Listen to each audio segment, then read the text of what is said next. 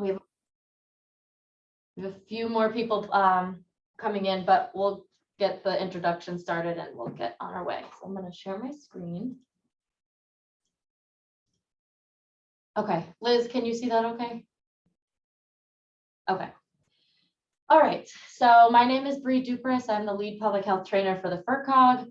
I'm the trainer for the Franklin, Hampshire Field Training Hub, and I'm joined with Andy French, the plumbing inspector for the FERCOG. And we are going to go over, what I did was went through the food code and tried to pull out every section that referred to what I thought was plumbing. Andy had to tell me some of it wasn't actually plumbing stuff, but we're going to go through each section and then there will be time for questions at the end.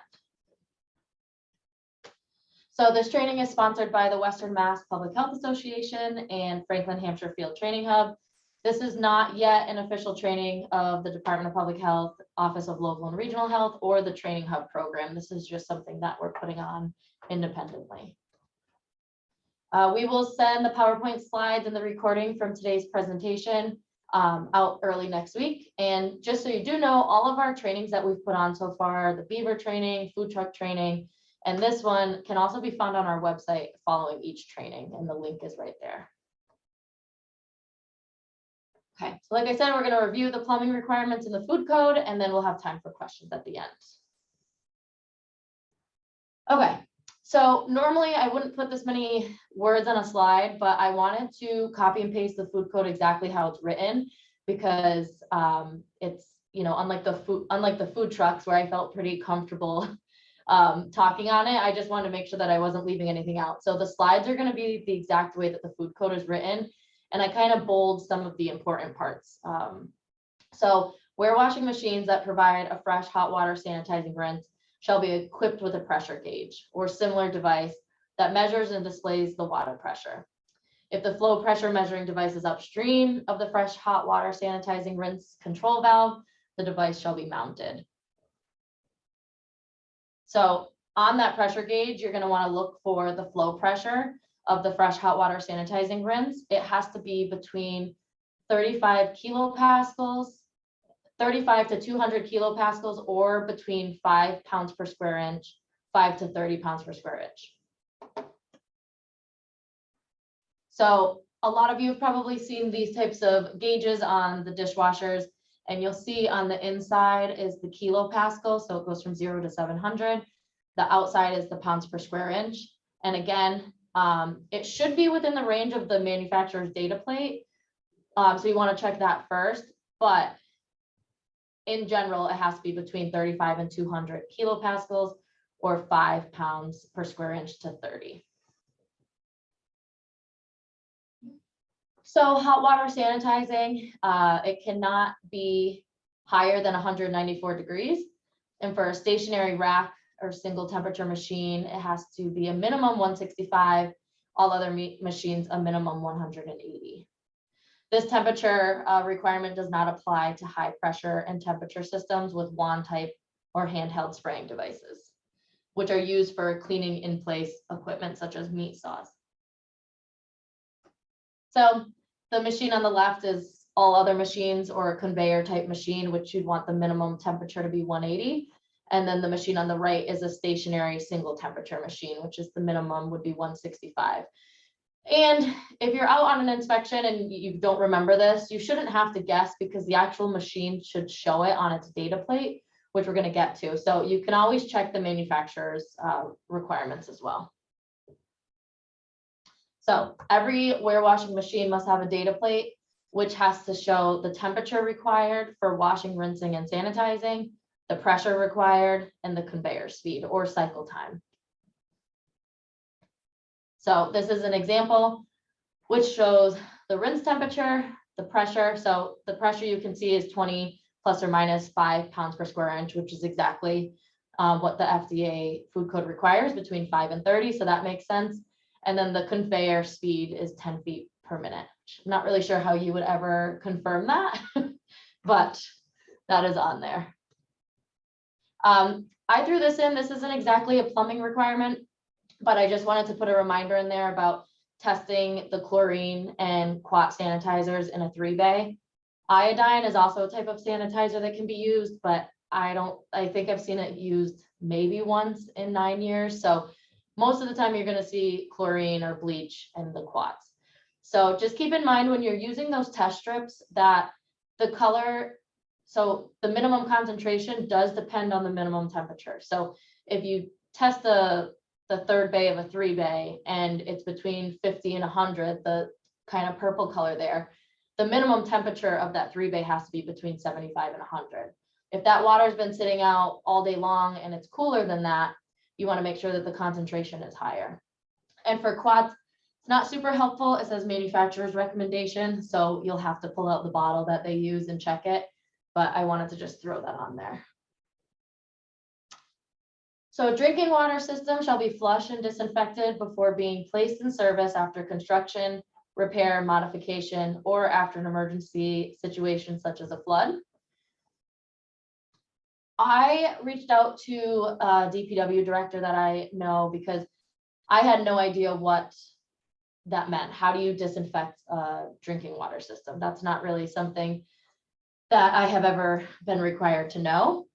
So these are some of his general recommendations. I just want to be clear that these are not any, formal requirements that I learned from DEP or the EPA or anything, but he is a water system operator as well. And he said that if the system doesn't lose pressure, so if a restaurant wants to close for a week after vacation, he recommends just flushing the tap. So just running the water for a bit. If the system loses pressure, like there's a water main break, then it's the responsibility of the water system operator to determine next steps, such as flushing and or disinfecting. To disinfect, some options are to put chlorine tablets in, up to a up to a 200 parts per million dilution, and then just let it sit in the pipe for 24 hours, followed by flushing and taking 2 samples. So those are just some ideas, but just keep in mind that every water system has to have a water system operator. And which brings me to my next slide. I have always worked in communities that have been municipal public water systems. So they've been managed by the city or town. But out here in the FERCOG, which is very rural, all in Franklin County, a lot of our water systems are going to be private wells. Well, I shouldn't say private wells. I refer to them as private wells, but they're technically still public water systems, but they come from a well. And in a municipal public water system, it's going to be city or town operated and owned. The water system operator is typically a city employee. They'll be part of the water department. They're required to be licensed, and they could be who you go to for reference if you want a restaurant to disinfect their water. For these rural communities, I'm not an expert on this, but I did learn that these public water systems are called transient non-community water systems, and they'll have at least 15 service connection or serve water to 25 different people at least 60 days of the year. So the examples are going to be restaurants, campgrounds, motels, ski areas. All of these public water systems are required to have a licensed water system operator. Sometimes the owner of that restaurant may go through the training and licensing to become their own water system operator. That does happen, but a lot of the times they'll contract with a company that employs these, licensed professionals.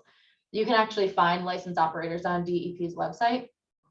So in the event you believe that, there's been a flood or some major disruption in the water system at a restaurant, personally, I don't think it's the health inspector's job to know exactly what to do, put 200 parts per million of chlorine in the pipes. That's not something that we're really trained to know. So just reach out to whoever the water system operator is, or reach out to DEP. I reached out to DEP about this specific slide and they got back to me pretty quickly. So they're a pretty good resource. Hand washing sinks. This is one of Andy's favorite topics.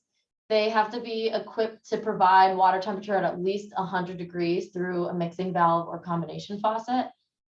Steam mixing valve may not be used, and a self-closing or slow closing or metering faucet shall provide a flow of water for at least 15 seconds without the need to reactivate the faucet.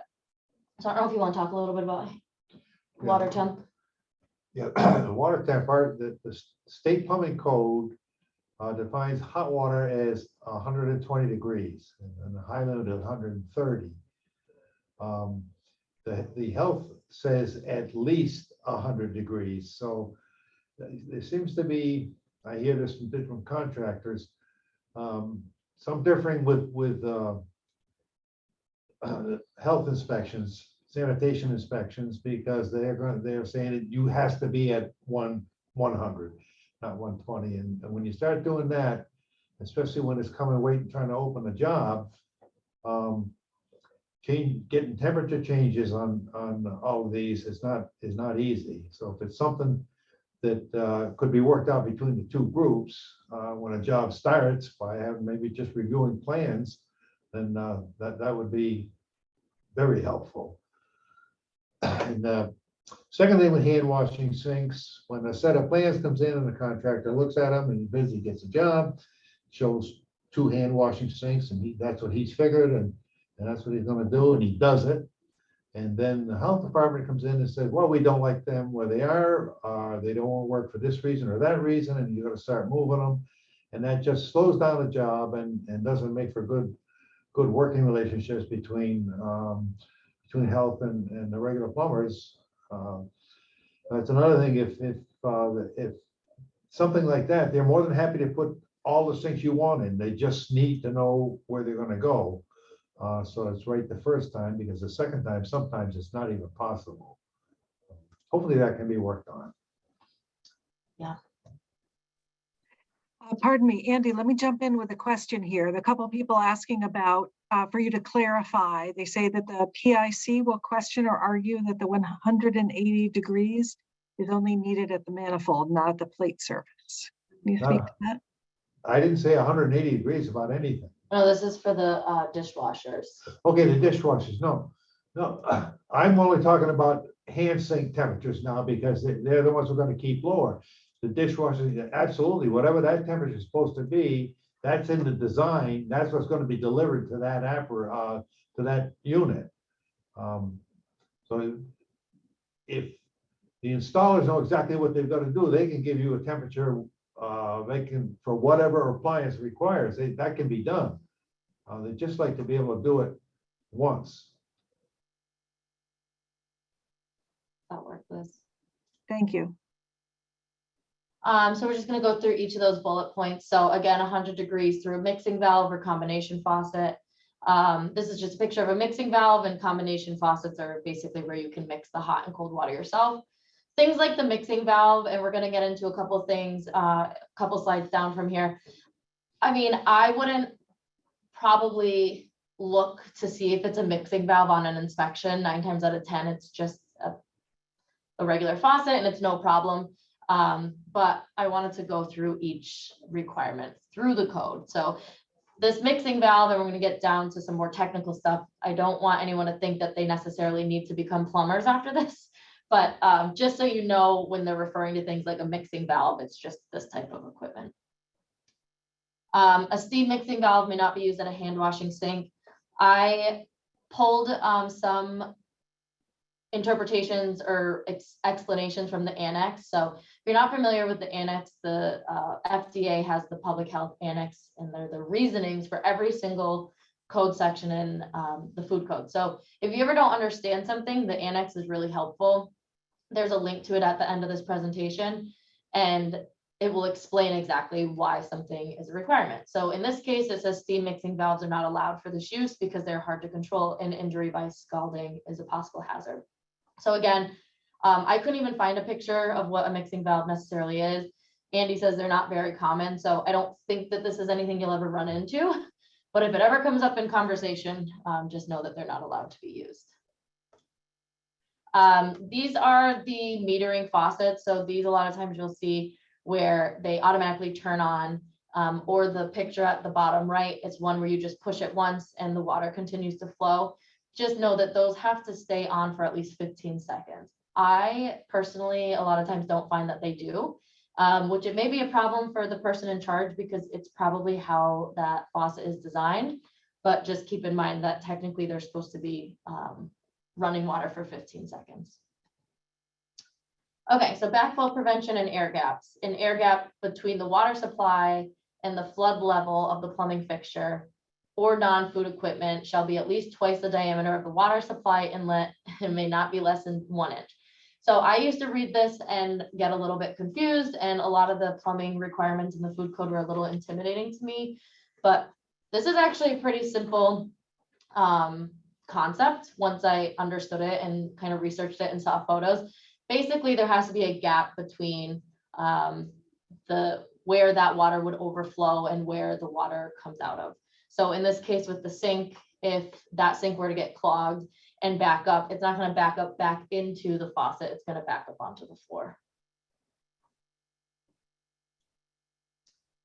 So the annex reasoning, the water outlet of a drinking water system must not be installed so that it contacts water and sinks, equipment, or other fixtures in that water. So again, you'll see the bottom left picture is a good example where the air gap must be twice the diameter of the water outlet.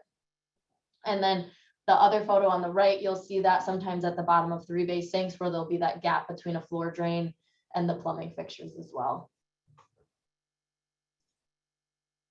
Okay, so when is backflow prevention required? It's required at each point of use at the food establishment. So you can either provide an air gap or an approved backflow prevention device. And a backflow prevention device would be a backflow or back siphonage prevention device installed in a water supply system. Again, we're going to kind of get into backflow prevention here with this is not something that I think as a health inspector you'll ever need to diagnose or know anything about other than just knowing that they exist and that if there ever is an issue, you know that you have some enforcement authority under the food code. This is just another picture of one. Again, not something that an inspector would necessarily need to know how to go control, but just know kind of what they look like. So an annex reasoning for this is in some instances an air gap is not practical, such as in the case of the lower rinse arm for the final rinse of warewashers. This arm may become submerged if the machine drain clogs. If this failure occurs, the machine tank would fill to the flood level rim, which is above the rinse arm. And the backflow prevention device is used to avoid potential backflow of contaminated water when an air gap is not practical. The device provides a break to the atmosphere in the event of a negative pressure. So a negative pressure example would be if there's a water main break, the water pressure is normally going to be coming into the establishment. And if there's a water break, it's going to be flowing backwards. So minerals contained in water and solid particulate matter carried in water may coat moving parts of the device or become lodged between them over time. So in that case, the devices meeting certain standards of construction may be used only. So again, a little bit outside of our expertise, but I do have a quick video just to kind of, gives a good visual. Backflow prevention devices help keep water safe and clean. They prevent contaminated water from being pulled back into the nearby distribution system when there is an unexpected change in water pressure, such as when several fire hydrants are opened illegally. The device is triggered and stops it. The goal of maintaining safe drinking water is easily attainable. Hire a New York State licensed engineer, registered architect, or a New York City licensed master plumber to evaluate the need for a backflow prevention device, or the Department of Environmental Protection will inspect your property for you. Okay, I just liked that visual of how it works. Also about backflow prevention real quick. I think we get into it, but Andy was telling me that these are maintained by professionals and plumbers and sometimes the actual city water system operator who we talked about earlier will have a lot of involvement with these as well. So again, if you ever run into an issue or your water department could run into an issue and they may not have specific enforcement authority. So Andy was asking, you know, why does the health department even get involved in this kind of stuff like backflow prevention when clearly we're probably not going to be able to diagnose a backflow preventer issue on scene? And Personally, I think it's probably because if there ever is an issue, we do have, good authority under the food code and, authority over their permit. So it's just a good tool to have. So a water filter, screen, and other water conditioning device installed on water line shall be designed to facilitate disassembly for periodic servicing and cleaning, and a water filter element shall be of the replaceable type. So this is for water systems, like treatment systems. So cross connection, a person may not create a cross connection by connecting a pipe or conduit between the drinking water system and a non-drinking water system. So in this case, you'll see a hose that is in standing water in this sink. If there's, again, that pull of negative pressure, it's going to pull whatever that water is back into the water system. So that's why there should be some type of backflow preventer, but two, they should not be creating cross connections like this. A device such as a water treatment device or backflow preventer shall be scheduled for inspection and service in accordance with the manufacturer's instruction. So technically, the person in charge at the restaurant should have records of this, and they should be maintained. So you can ask the person in charge if they have the records of their backflow preventer inspections. Now that I'm learning a little bit more about this, I've never done that, but I'd be curious to see if they do that. But it'll be interesting. So these fogging devices that you'll see in grocery stores, they are required to be maintained in accordance with the manufacturer, and they're supposed to be cleaned in accordance with the manufacturer, or the next section, whichever one is more stringent. So the next section shows that they have to be cleaned at least once a week, drained and completely disassembled, brush cleaned. The reservoirs need to be brush cleaned, the aerosol tubing, discharge nozzles, the entire system should be flushed and rinsed by immersing, spraying, or swabbing the reservoir, tubing, and discharge nozzles. I've never asked a grocery store this. Again, learning this stuff as I'm kind of digging deeper into the food code. So I'd be really curious if, our grocery stores and our stores that have these are cleaning them once a week, or in accordance, if the manufacturer specifications are stricter. So these are specific, these next few slides are specific to food trucks, but the water tanks, if they're designed with an access port, the opening must be on the top of the tank and flanged upward at least a ½ inch, equipped with a port cover assembly that is provided with a gasket and a device for securing the cover in place, and flanged to overlap the opening and slope to drain. So these can be sometimes hard to see. Sometimes they're stored under the truck, but if you're able to inspect the water tank, you want to look for that stuff. Same thing with restaurants, but it also is specific to food trucks. They must have backflow prevention. And if you came to my food truck training, you'll remember me talking about when they're referring to sewage in the food code, they're not referring to typical sewage that we're used to in Title V. Sewage is defined as liquid waste containing animal or vegetable matter. So it's essentially the wastewater from the food truck. So when you see sewage in this paragraph, it's not talking about human waste sewage.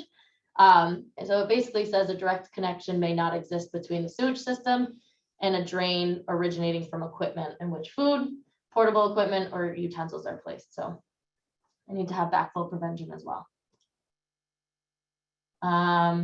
These are just some exemptions. I'm not going to go through them, too deep, but you can look at those when we send out the slides.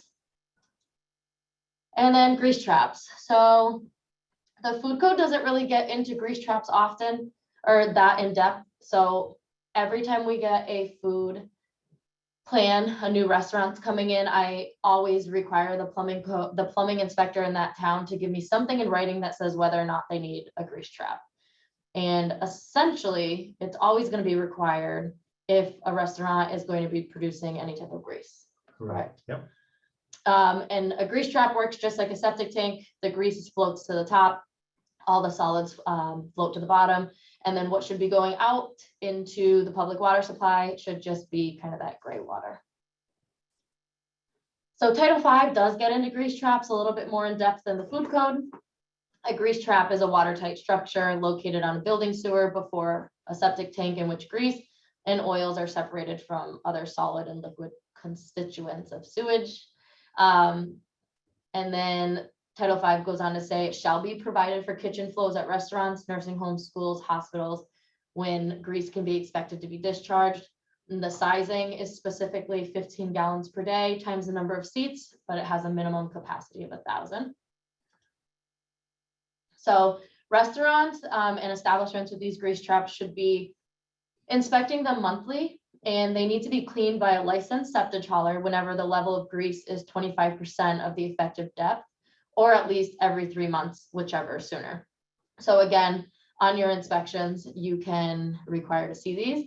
I've worked in communities where they were required to be sent in every 3 months. So it really depends on what capacity you have. But if you're ever having issues, they should have those records on hand. And then seating and number of bathrooms. I wanted Andy to talk on this because it's come up before for me in some communities I've worked for. A lot of the times we'll be meeting with prospective business owners and they want to know about bathrooms, and the plumbing inspector might not be with us. So anytime seating is provided for customers, bathrooms have to be available. So if there's a cafe and they have a few tables with chairs, bathrooms have to be available. And then less than 2,000 square feet or less than 20 seats, at least one gender neutral bathroom is required.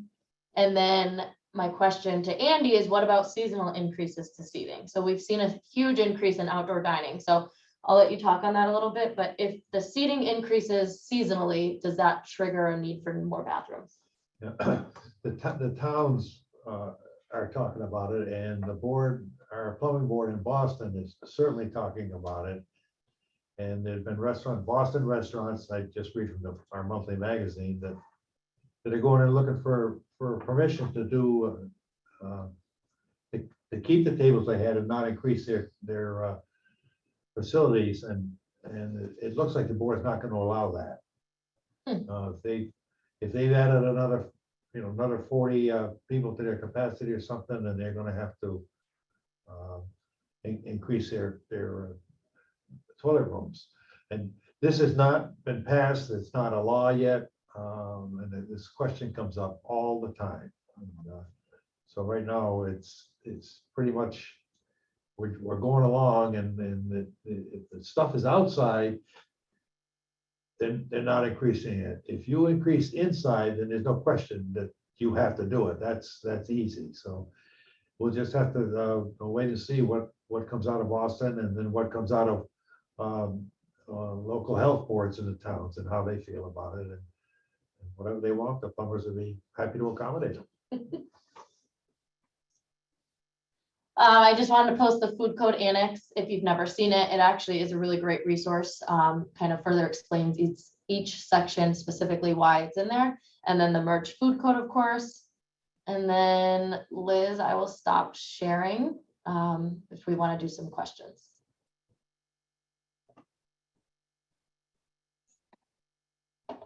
Yes, we had one more question for you, Andy. Hold on just a minute, things just changed here again.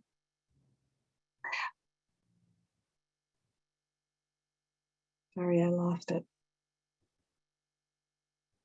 I lost the tab. There we go. Plumbing code, does it state that a sink less than 10 inches does not require a grease trap? It does state that, but they would have to, that isn't guaranteed for everything.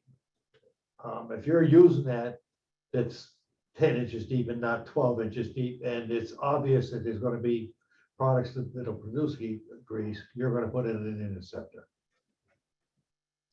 If you had a sink that had 3 bays and they were 10 inches deep, and you were only washing vegetables when there was absolutely no grease, then that's what this pertains to. That you could have it installed without a grease interceptor or a grease trap. Thank you. Are there other questions? For either Bree or Andy?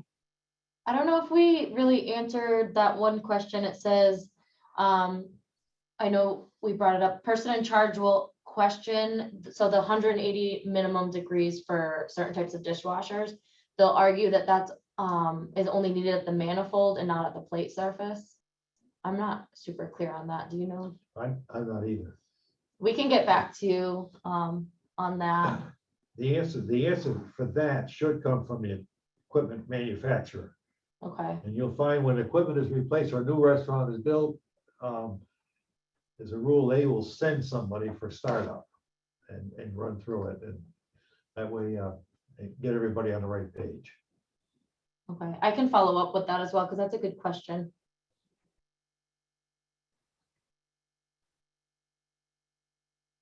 Anyone else? Here's another question. About the backflow prevention. Do we have any authority to request work with the public water supply to do a backflow survey? I'm not sure what you mean by backflow survey. I can- Do you know? I You know can- that one? yeah. Okay, A survey would be where, say Greenfield wanted that done, they would go to Greenfield Water Department, they have an individual who's in charge of their backflow program. They would go in and go through the building, checking all the devices. Some devices are testable, some devices are not testable. The ones the towns are really concerned with is anything that would get back at the water entrance to the building. They want to protect all that water on the other outside that serves the rest of the city. But a survey would be just going through and seeing what's there. I do believe you'd have that authority because in the food code, it says that it has to be inspected or tested in accordance with the manufacturer's recommendation. So I do think you'd have some authority if you wanted them to prove to you that it was working properly. Okay. There's a comment. Go ahead. Manifold should reach at least 180 degrees. We're only looking for plate surface to reach 165. So the machine would need it 180 degrees for that plate surface to hit 165. And then do all commercial premises require backflow prevention?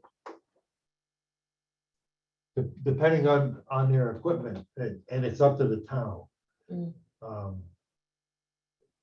Greenfield, when I started up here 18 years ago, Greenfield's program was, if it was a commercial building, it had to have a backflow preventer. But there was, I think they're gonna change in their policy, and they look at them one at a time now.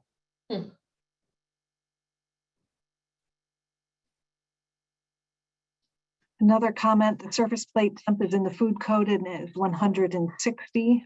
B, hot water mechanical operations by being cycled through equipment that is set up as specified under 4501.15, 4501.112, and 4501.113, and achieving a utensil surface temperature of 71 degrees Celsius, 160 Fahrenheit, as measured by an irreversible registering temperature indicator, P, or 4703.11, hot water and chemical. Thank you.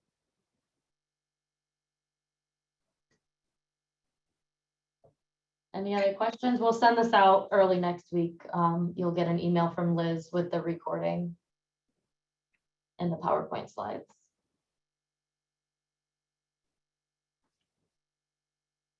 So, Somebody wants to mention that for outdoor dining, they had a restaurant remove indoor seating instead of adding more bathrooms. that would work, What was right? that?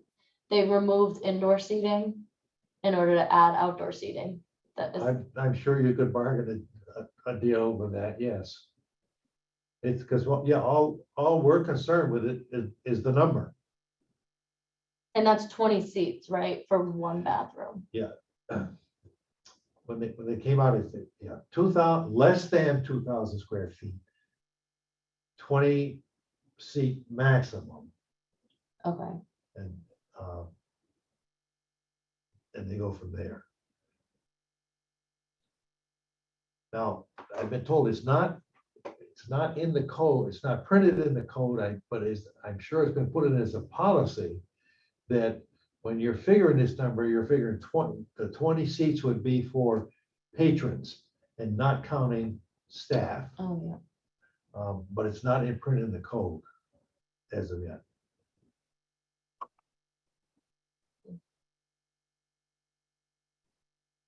We've Yeah, had restaurants add porta potties to add to their outdoor seating.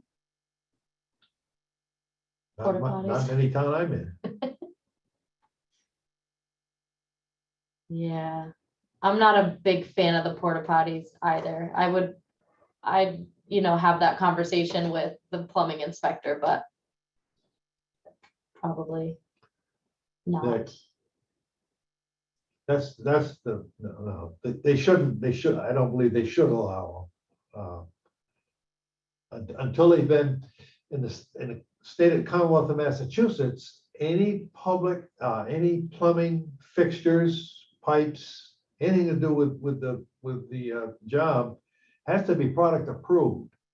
So if you want to put a porta potty in, that would have to be product approved by our board, which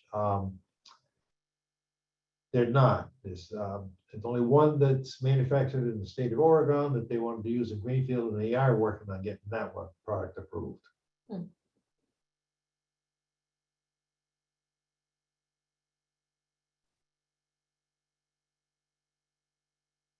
Any final questions?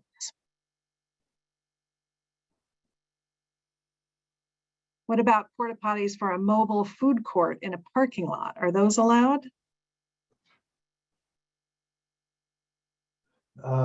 Not by me. And I think that here again, they would have to get permission for that. We've allowed porta potties for farmers markets. That's a temporary deal. Yeah, so if this mobile food court is, I'm assuming it's somewhat seasonal, at least in New England, but that's a good question. I guess, so would that final decision be a decision between health and plumbing? I think so.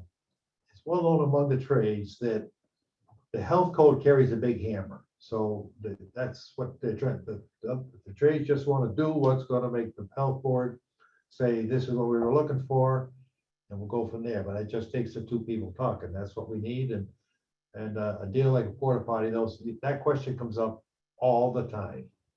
And most of the time it's simply because they don't want to do it the right way. Mhm. Andy, what about concerts with dining?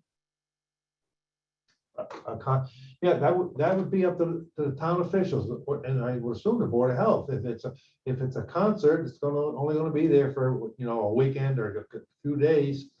And they could say, fine, you can put them up. You see them up at football games and baseball games.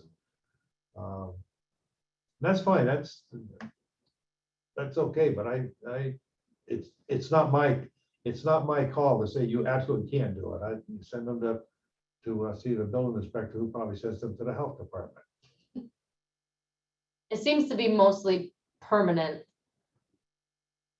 establishments should have permanent bathrooms. It's Right. these kind of like concerts, festivals and fairs, like They're in and out. yeah.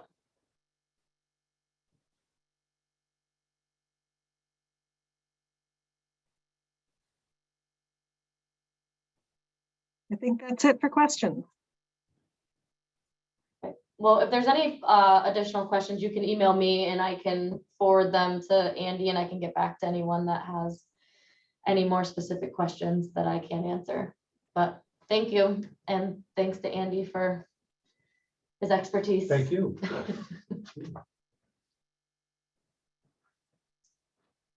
Alrighty, thank you. Have a good day.